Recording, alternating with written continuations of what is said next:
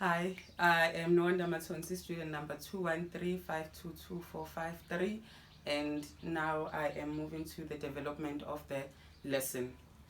Under the topic economy, we are now moving on to the standard of living. Who can tell me what is the standard of living? When we talk about standard of living, what comes to your mind? What can you tell me about that?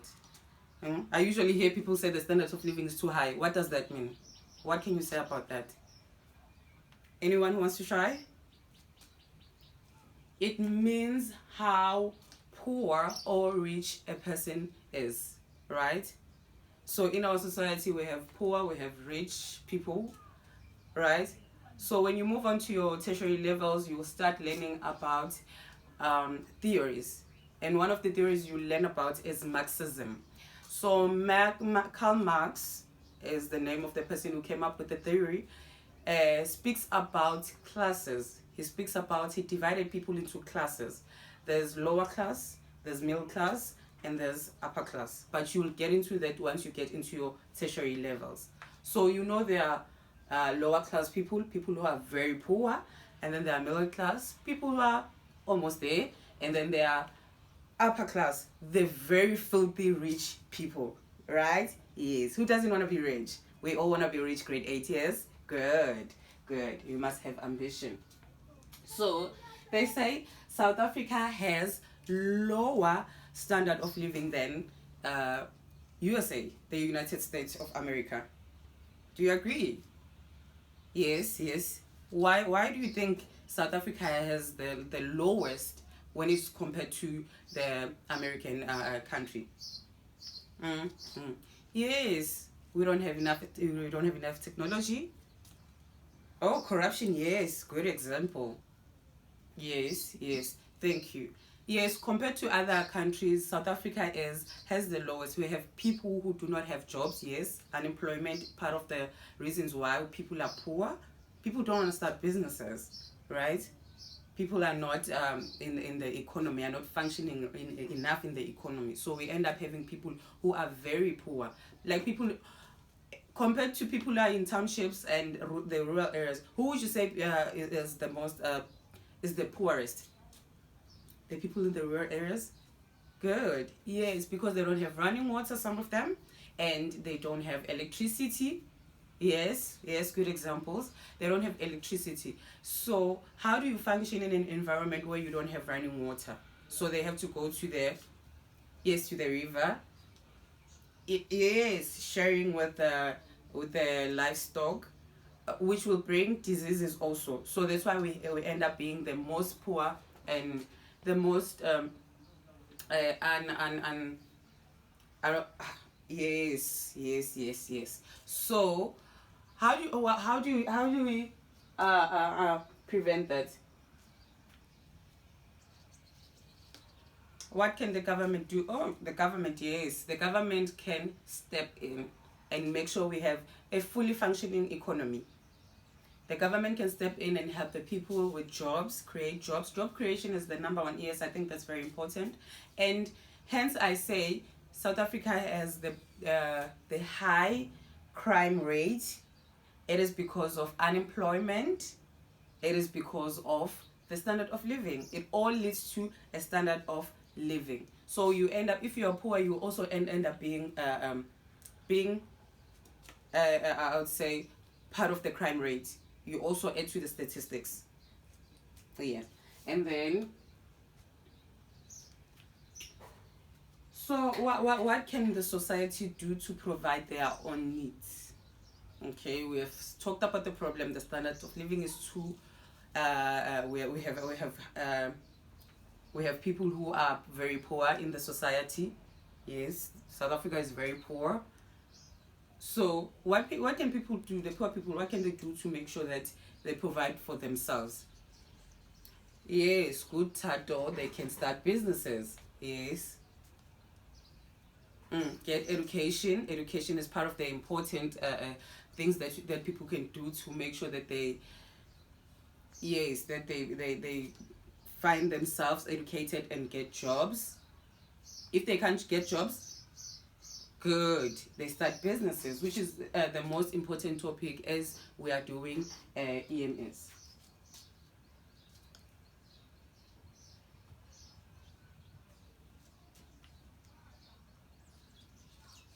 So, people who are living in the rural areas, what else can they do if they can't afford to buy clothing, like simple things as clothing? Yes, they can start their own sewing. They can start their own sewing clubs. Yes, create their own clothes, make their own food. How do they make their own food? Yes, Temberga. Yes, by planting fruits and vegetables. Good, that's good.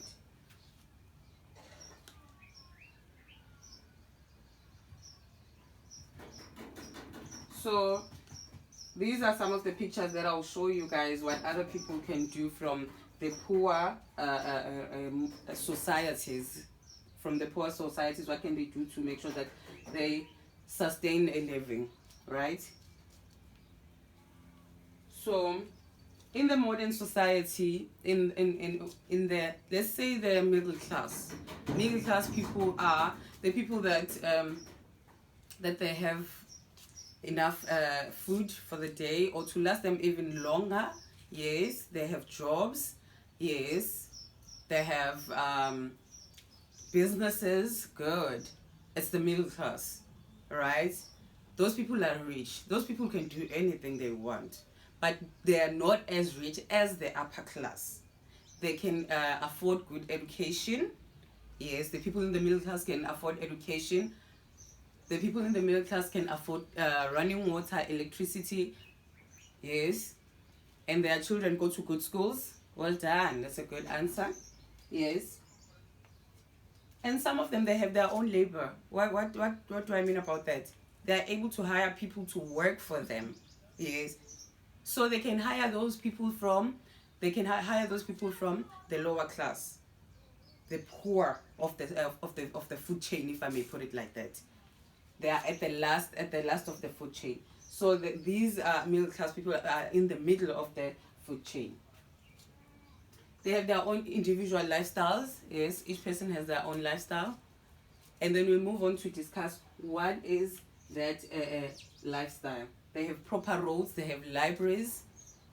So Emakaya, if you go to those places, do you think you can find a library there? In a very poor environment, you can't. So you see how people are poor and they're lacking information. How do you get information if you don't have a library?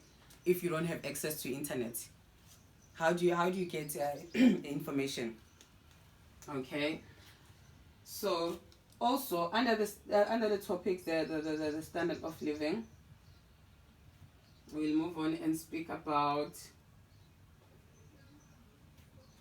the advantages and disadvantages of modern standard of living.